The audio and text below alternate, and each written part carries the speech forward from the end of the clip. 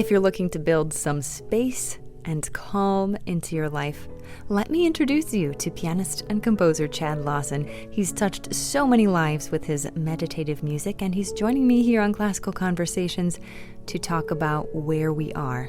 That's the title of his upcoming album of original piano solo music.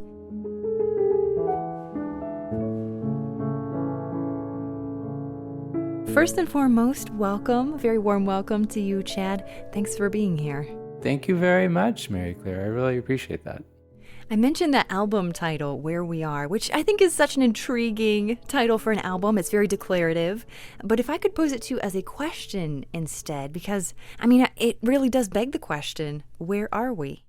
The intent behind the album was meeting people with where they are in life.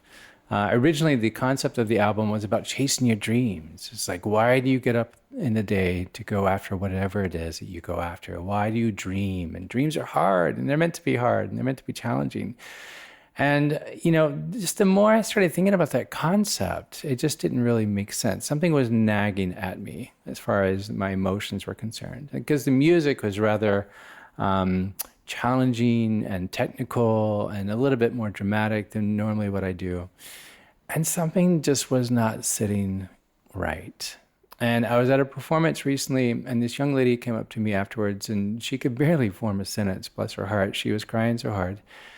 And she said, "My dad is dying of stage 4 cancer, and all I can do is just listen to your music right now. That's all I can do." And then there was another gentleman that drove 7 hours to a performance, and he was like, there's one song of yours that just allows me to sleep at night because I suffer so bad with PTSD. And I just had to drive all the way here to thank you and just share that, these stories with you. And that really was like the turning point of, I don't think people are ready to dream yet because they're still trying to heal. And so that really, because like with this type of music that I do, it's very calming, it's very healing, it's very comforting, right? And what I have really kind of come to terms with, at least with this album, is like, I just want to meet people with where they are emotionally. I want to be there with them and to also tell them that I hear these stories from all over the world via emails or when I talk to people. And it's, the concept that I've really put behind this is one album, shared experiences. So that really is just about meeting people with where they are in life and that we're all in this together.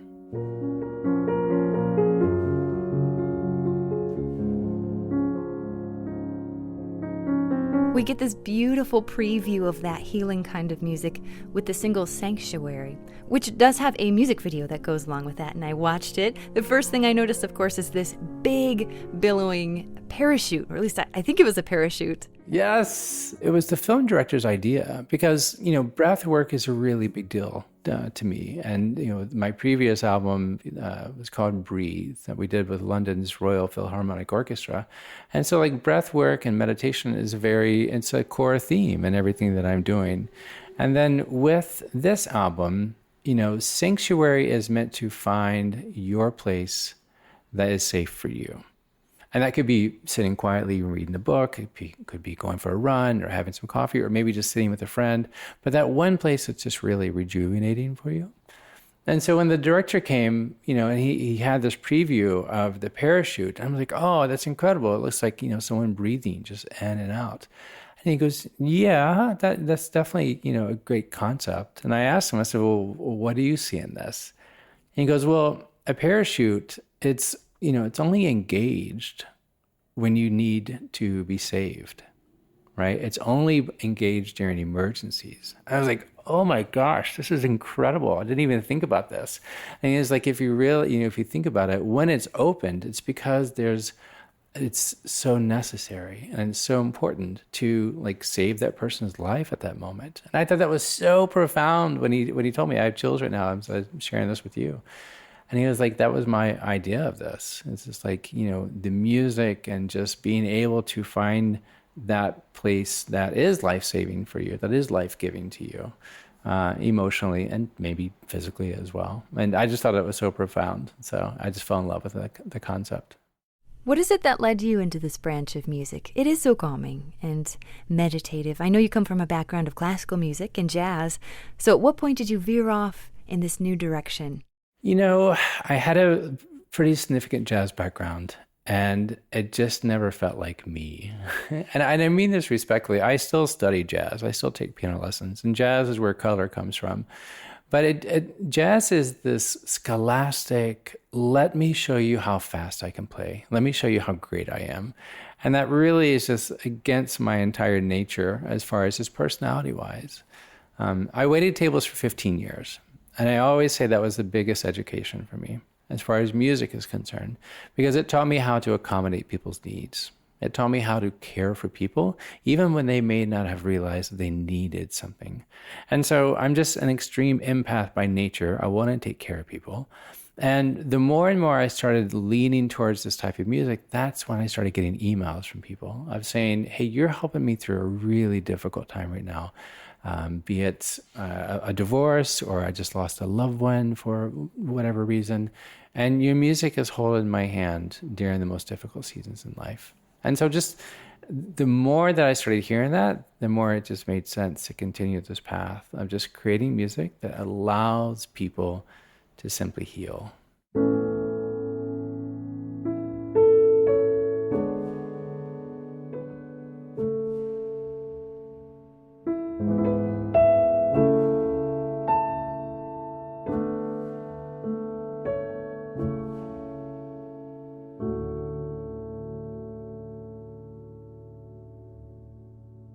One thing I find so beautiful about your music is the space within it, and knowing your hope for healing, understanding that context.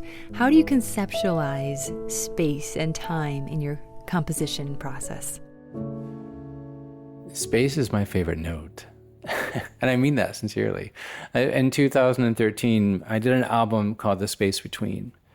And that was the very first album that I felt very comfortable in my skin. And I was very intentional about it, because with space, there's like, you have a note that the listener hears, and then you have this space until the next note. And it's in that space where the magic is, because the listener not only gets to process what they just heard, but it also resonates with them.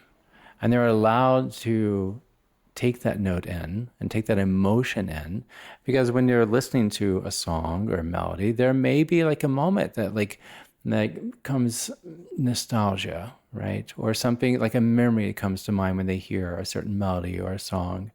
And so space is really where that magic happens. It allows us to slow down. It allows us to be present. I had a lady email me one morning, and actually from this album, she was listening to a song, and the email said, I'm listening to this song, and the tempo of the song matches the pacing of my husband's breath as he takes his last one.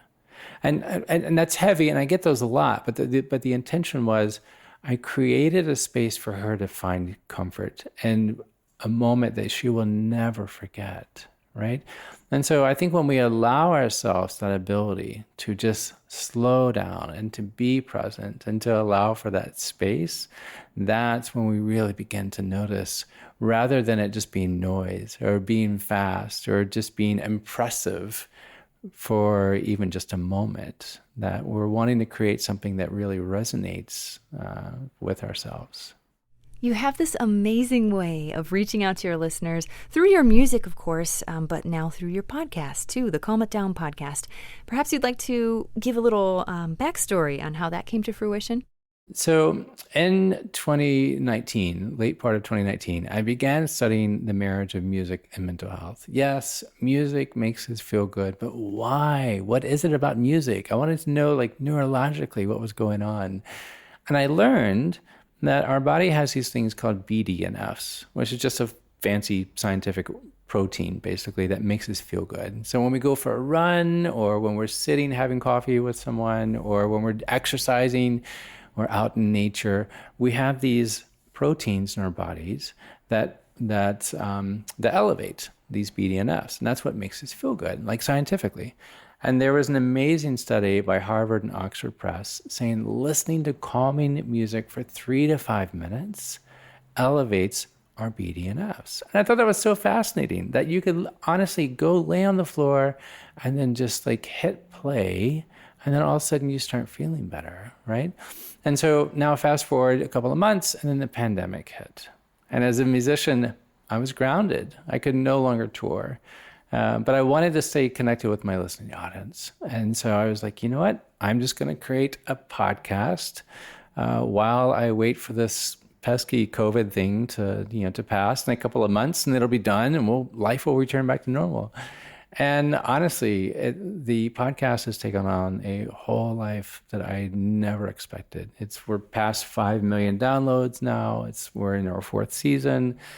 And it really is just an extension of the narrative of the music of what I'm trying to bring to people. So it's very lighthearted. It's very encouraging. They're very short episodes of just everyday, simple techniques to help us get through just the chaos of life in a really lighthearted, encouraging way.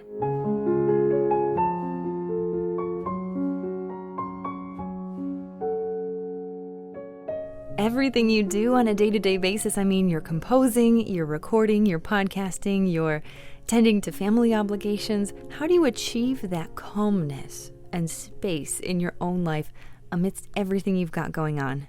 I have a couple of things I really set very intentionally. Sleep is one. 8 hours is very, very important, especially the more science I learn about sleep. I do transcendental meditation. I pray. I spend time on the yoga mat every day. If I'm not on the mat, then I'm at least on the run, but trying to get out of my environment, out of my headspace. And then also travel. I just absolutely love to travel. It's the only time I get to read. My wife and I, we have 2 young boys, and so the noise in the house is pretty consistent. And so being on a plane, honestly, I don't mind. My Kindle goes with me everywhere I go. But it's taking exactly what I was saying even with Sanctuary. It's carving out very intentional 1 or 2 moments throughout the day that's really rejuvenating for you. And I know that's really difficult. And I actually did an episode on this, to where we feel guilty. We feel guilty about the whole self-care and even allowing ourselves 10 minutes. And so when I teach meditation or do this with students or even with CEOs, I tell them in their calendar that you carve out that time and you put mentoring session.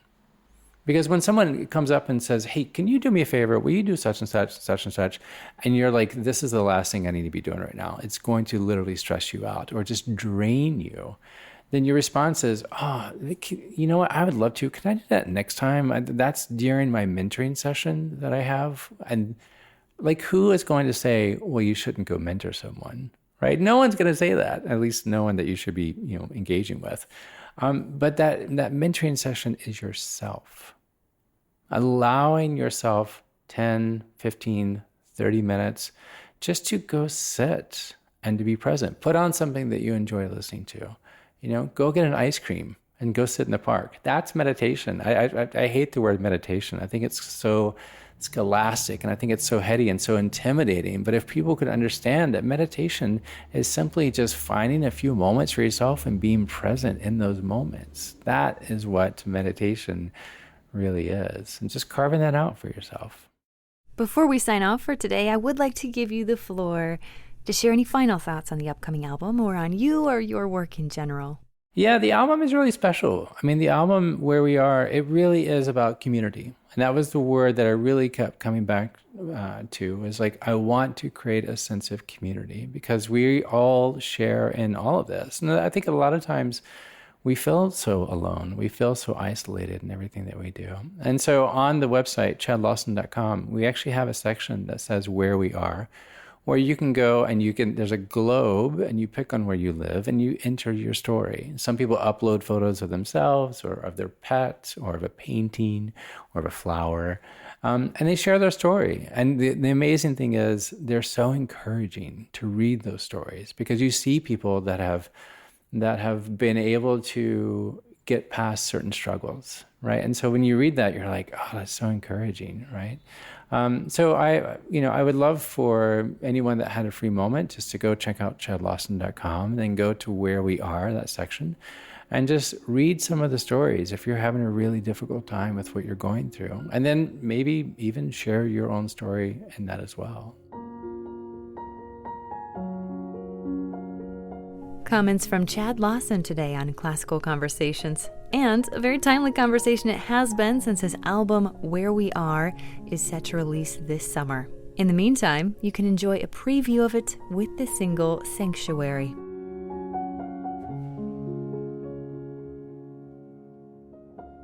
It's been so great to speak with you, Chad. Thanks so much for your time. Mary Claire, thank you so much. This has been so fun.